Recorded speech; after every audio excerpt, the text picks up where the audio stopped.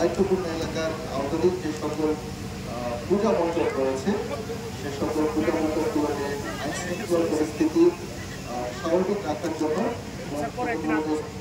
ভাইটালিজম যাতে না ঘটে বা কোনো স্বার্থান্বেষী মহল যাতে কোনো ধরনের সমস্যা সৃষ্টি করতে না পারে, পূজা মণ্ডপে যাতে পূজা অর্চনা সুন্দরভাবে এবং সুস্থভাবে পরিচালনা করতে পারে সেই মর্মে আমরা কন্টিনিউয়াস আমাদের পেট্রোলিং কার্যক্রম চলমান রেখেছি।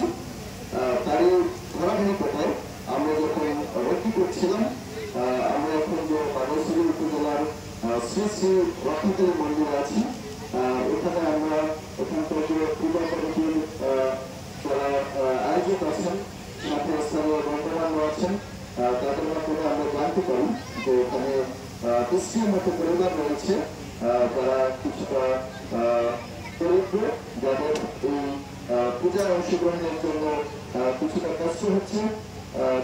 সেটা শোনার পরে আমরা চেষ্টা করেছি তো আমাদের মানুষজন 27 বিজেপির পক্ষ থেকে তাদের পাশে দাঁড়ানো। আমরা এই ডিস্ট্রিক্ট পরিবারের কর্তাকে মুরগি, পরিবারের যে মা রয়েছেন ওনার জন্য শাড়ি এবং কিছু শুকনো খাবারের আয়োজন করেছি আমরা। যদিও এটা নিতান্ত ছোট প্রয়াস, বাট আমাদের আন্তরিকতা অনেক বেশি। আমরা আশা করবো এখানে এই পূজা মণ্ডপে যারা পূজা করছেন তারা কত সুন্দরভাবে পূজা পরিচালনা করবেন এবং সবাই মনোরম পরিবেশে শৃঙ্খলার সহিত এই পূজা পালন করবেন। আমরা শুধু একটি কথা বলবো যে পার্বত্য চট্টগ্রামের এই